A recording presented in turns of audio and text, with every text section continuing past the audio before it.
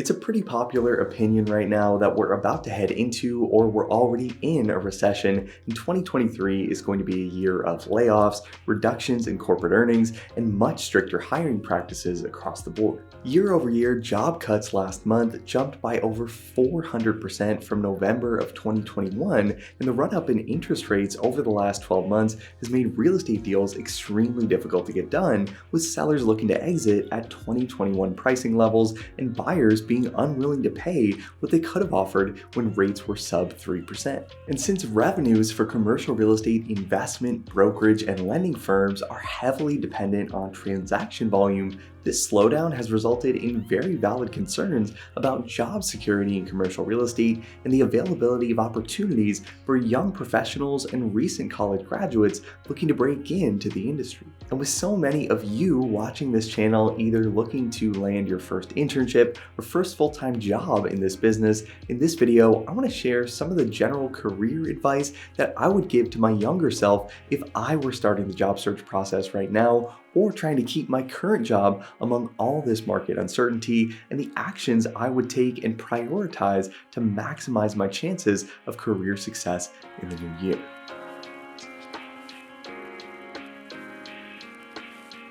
So above all else, the number one thing I'd focus on in 2023 if I were trying to maximize job security or break into the industry for the first time is becoming part of one or more reputable industry networks, and ideally moving into a leadership role within these organizations. ULI and NAIOP are two of the most popular, well-known commercial real estate organizations across the US, with local chapters of these groups existing in most major cities across the country, and these organizations regularly hold in-person networking events open to all group members that can help you get to know a lot of your peers in a very short period of time. These organizations also usually have young leaders or young professionals groups for members under the ages of 30 or 35, with cohort-based courses and development opportunities that can help you build real relationships with the people you're coming up with that are also looking to progress and advance their own careers. Other than talking with your coworkers on a daily basis,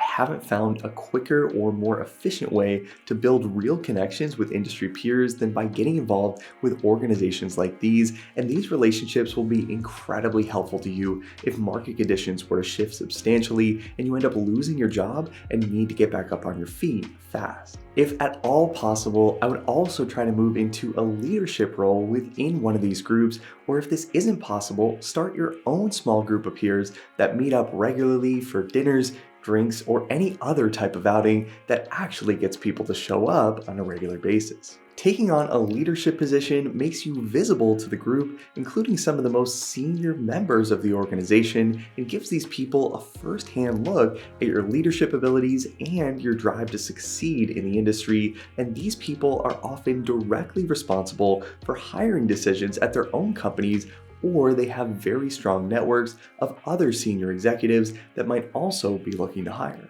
And even though this is a helpful strategy to land a new job quickly in the case that you are laid off, involvement in these groups also tends to be a net benefit to your own employer, reducing your chances of being laid off in the first place, since letting go of a team member that's extremely active in the local real estate community isn't a good look for the firm, and also cuts their ties with the relationships that you've built. By going this route, you're essentially building a safety net that can help you in both good and bad times, and other than the time it takes to go to these events and bring people together, there is very little downside to making this a priority. Now, another thing I would do if I were early on in my real estate career or still trying to break into the industry for the first time is I would be open to, or potentially even seek out, higher risk opportunities, especially if I was just recently laid off or if I was having extreme difficulty finding my first job in the business. Recessions are tremendous opportunities for investors to get in at the bottom of the market, but from a career perspective, this is also true, making times of market distress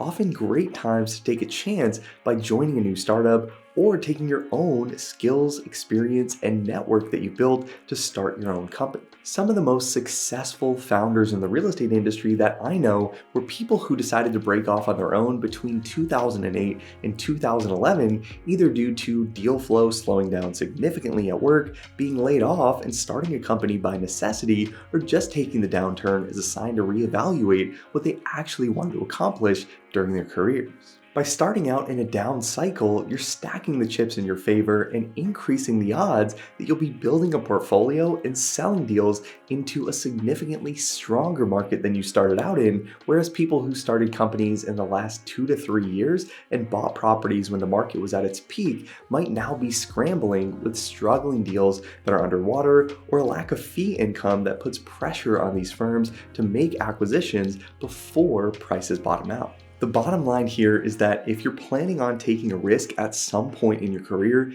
taking that leap in a recession often makes a lot of sense. And if you find yourself unexpectedly unemployed or without a job for significantly longer than you might have hoped, entrepreneurship or joining a small entrepreneurial firm could each be routes that are seriously worth considering. And finally, the third thing I would focus on in this scenario, especially if I already had a job that I was trying to keep or an internship that I was trying to turn into a full-time opportunity, is maximizing face time with company leadership, even if my job was partially remote. Especially within bigger companies, it's easy to just do your work, check your email, and go home every day, but this also makes it much easier for your company to let you go if you have no personal connection with the people you're working with. Regularly checking in with your manager, building relationships with people in executive positions within the company, and just being visible overall can do a lot to make sure you keep your job if a round of layoffs does end up happening.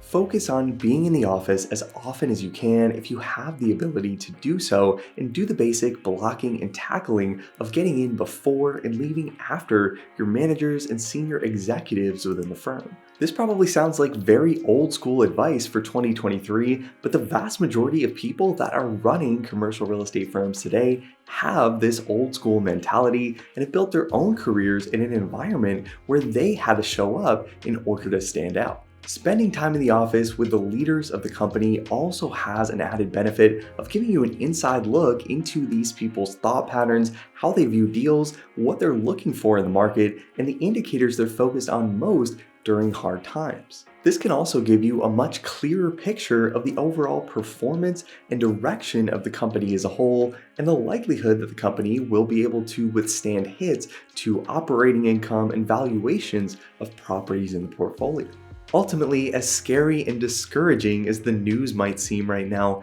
I see a lot of opportunity for young professionals getting started in the real estate industry today. And if you're building your network, showing up at the office, and taking risks when it makes sense, 2023 could be a great year for your career. And if you want to make sure you're ready for opportunities that might come your way in the new year, and you want to make sure you're prepared for an Excel exam that might be given to you during the interview process, as always, make sure to check out our all-in-one membership training platform, Breaking the CRE Academy. A membership to the Academy will give you instant access to over 120 hours of video training on real estate financial modeling and analysis. You'll get access to hundreds of practice Excel interview exam questions, sample acquisition case studies, and you'll also get access to the Breaking a CRE Analyst Certification exam, which covers topics like real estate pro forma and development modeling, commercial real estate lease modeling, equity waterfall modeling, and many other real estate financial analysis concepts that will help you prove to employers that you have what it takes to tackle the responsibilities of an analyst or associate at a top real estate firm.